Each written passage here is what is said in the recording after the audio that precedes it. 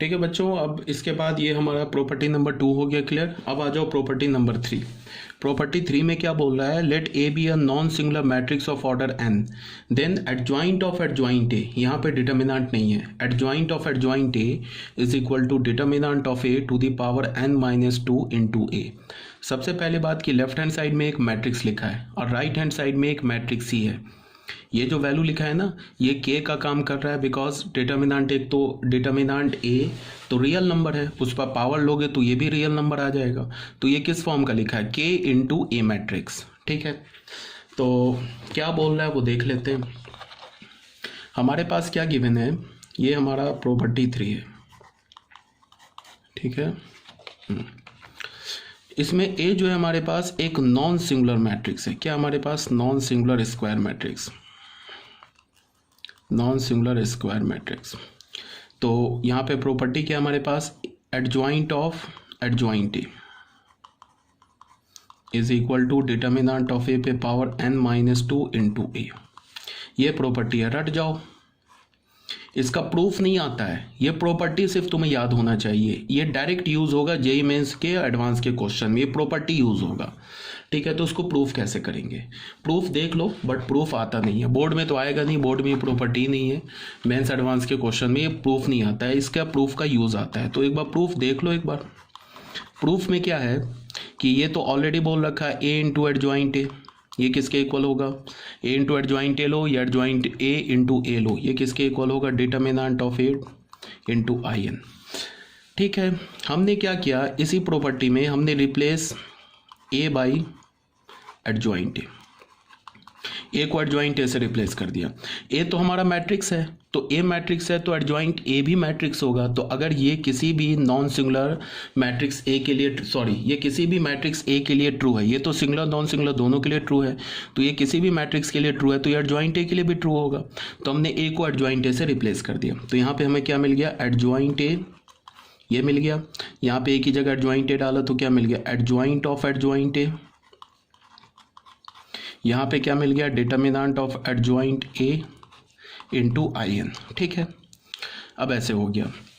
अब determinant of adjoint A, second property में हमने क्या देख रखा है, determinant of A to the power n minus 1 into I n, ऐसे हो गया। ठीक है, ये क्या हो गया, adjoint A into adjoint of adjoint A. ठीक है, अब हमने क्या किया, प्री मल्टीप्लाई कर दिया both side by the matrix A. Matrix A से हमने इसको प्री मल्टीप्लाई कर दिया। तो ए इंटू एडजॉइंट ए, ये क्या हो गया, एडजॉइंट ऑफ एडजॉइंट ए, ये क्या हो गया, ए इंटू, अब देखो ऐसे लिखेंगे, ये तो हमारा क्या है, ये तो एक रियल नंबर है, तो रियल नंबर को तो एक्सट्रीम लेफ्ट पे रखो। तो ये क्या हो जाएगा, determinant of A to the power n minus 1 into A into I N. A into I n क्या हो जाएगा, ए, तो ये क्या बन गया हमारा, again determinant of A into I n.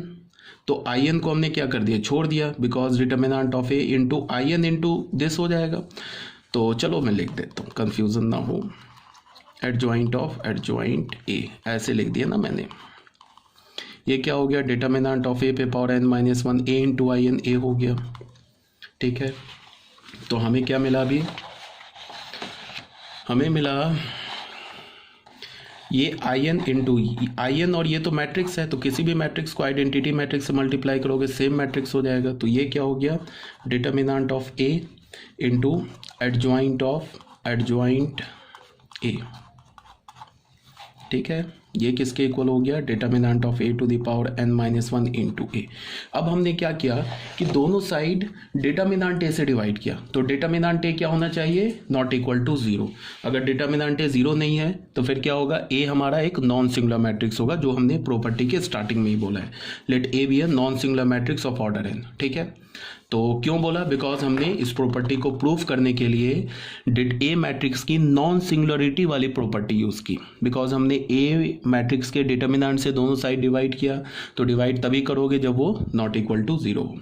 तो जब हमने डिवाइड कर दिया तो हमें क्या मिल गया, एडजॉइंट ऑफ एडजॉइंट ए, ये किसके इक्वल हो गया, determinant of A to the power n minus 2 into A. ये हमारा प्रॉपर्टी प्रूफ हो गया। ठीक है, कोई प्रॉब्लम नहीं है। अच्छा, एक बात तुम लोगों को ये ऑलरेडी पता होगा, बट फिर से मैं एक बार रिकॉल करा देता हूँ कि जैसे अगर हमें ऐसे लिखा हो ना, ये ऑलरेडी मैंने बता रखा है, फिर से एक बार बोल रहा हूँ, A B is equal to A C लिखा है, तो तुम ए को अगर तुमने प्री कैंसिल कर दिया, या ऐसे लिखा है B A is equal to C A, तो ए को प्री कैंसिल यहाँ पे किया, इसकी जगह तुमने लिख दिया b is equal to C, तो यहाँ पे क्या किया, ए को प्री कैंसिल कर दिया, यहाँ पे तुमने क्या किया, ए को पोस्ट कैंसिल कर दिया। तो प्री कैंसिल और पोस्ट कैंसिल किसी मैट्रिक्स को हम तभी करते हैं जब वो हमारा एक नॉन सिंगुलर मैट्रिक्स हो। कैसे हमने प्री कैंसिल किया, हमने क्या किया कि ए इनवर्स से दोनों साइड मल्टीप्लाई कर दिया। ये ऑलरेडी तुम्हें पता होगा, बट फिर भी एक बार बता दे रहा हूँ। तो इसमें हमने क्या किया, मैट्रिक्स का एसोसिएटिव रूल यूज़ किया। तो ये क्या होगा, A inverse into A into B, ये क्या हो जाएगा, A inverse into A into C, ये क्या हो जाएगा, I into B is equal to I C, यहाँ से क्या हो गया, B is equal to C. तो इतना ना करके हमने डायरेक्ट क्या किया कि ए को प्री कैंसिल करके बी इज इक्वल टू सी बोल दिया।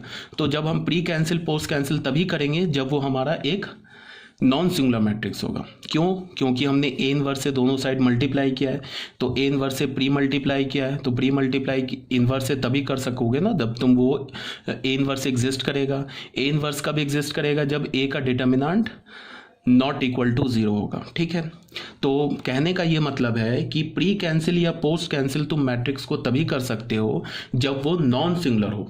अगर हमारे पास A B is equal to A C given है, और यहाँ पे गिवन हो कि determinant of A is equal to 0, और अगर तुमने प्री कैंसिल करके B is equal to C लिख दिया, तो ये B is equal to C equal हो भी सकता है, नहीं भी हो सकता है। इन जनरल बाई चांस हो कि B is equal to C equal आ जाए, by chance, but in general B is not equal to C in general. ठीक है, तो हम किसी मैट्रिक्स को प्री कैंसिल या पोस्ट कैंसिल तभी करते हैं जब वो मैट्रिक्स हमारा एक नॉन सिंगुलर मैट्रिक्स हो। बट अगर हमारे पास b is equal to C given है और a एक मैट्रिक्स है, a is any matrix, weather ये सिंगुलर हो नॉन सिंगुलर हो कोई दिक्कत नहीं है, a इज एनी मैट्रिक्स, कोई भी मैट्रिक्स हो, सिंगुलर भी हो सकता है नॉन सिंगुलर भी हो सकता है, तो तुमको ए को प्री मल्टीप्लाई करो या पोस्ट मल्टीप्लाई करो, दोनों कर सकते हो, चाहे ए कोई भी मैट्रिक्स हो। प्री मल्टीप्लाई और पोस्ट मल्टीप्लाई करने में हमें ए की सिंगुलरिटी और नॉन सिंगुलरिटी नहीं चाहिए होती है। ऐसे भी लिख सकते हो B A is equal to C A, ऐसे भी लिख सकते हो for any matrix A, for any matrix A, ये चाहे कोई भी मैट्रिक्स हो। बट हम कैंसिल कब करेंगे मैट्रिक्स को, जब वो हमारा एक सिंगुलर नॉन सिंगुलर मैट्रिक्स होगा, सॉरी नॉन सिंगुलर मैट्रिक्स होगा, तभी कैंसिल करेंगे। बट किसी मैट्रिक्स से तुम मैट्रिक्स इक्वेशन में किसी मैट्रिक्स से प्री मल्टीप्लाई भी कर सकते हो, पोस्ट मल्टीप्लाई भी कर सकते हो, चाहे वो ए मैट्रिक्स या वो जिससे तुम पोस्ट या प्री मल्टीप्लाई कर रहे हो वो मैट्रिक्स चाहे सिंगुलर हो नॉन सिंगुलर हो, बट कैंसिल करने के लिए वो मैट्रिक्स हमेशा नॉन सिंगुलर होना चाहिए, ये बात याद रखना। ठीक है, तो यहाँ पे जैसे हमने ये किया है ना, यहाँ पे क्या किया है, ए मैट्रिक्स से दोनों साइड, कहाँ पे किया है, यहाँ पे, sorry this is not a into adjoint A replace A by adjoint A. ठीक है, यहाँ से हमने क्या किया, हाँ यहाँ पे हमने क्या किया, ए मैट्रिक्स से प्री मल्टीप्लाई कर दिया बोथ साइड। तो यहाँ पे सिंगुलरिटी और नॉन सिंगुलरिटी वाली प्रॉपर्टी यूज नहीं की है मैंने, बिकॉज चाहे यहाँ पे हमने नहीं की है, ए से प्री मल्टीप्लाई किया ना दोनों साइड। ठीक है, बट यहाँ पे इस स्टेप में आके हमें क्या करना पड़ा, इस स्टेप में आके हमें डिटर्मिनेंट ए से डिवाइड करना पड़ा। तो डिटर्मिनेंट ए से डिवाइड तभी कर पाओगे जब वो determinant A not equal to 0 means A एक नॉन सिंगुलर मैट्रिक्स हो। इसीलिए प्रॉपर्टी में हमने क्या बोला कि ये प्रॉपर्टी तभी ट्रू है मैंने is a non singular matrix. ठीक है, तो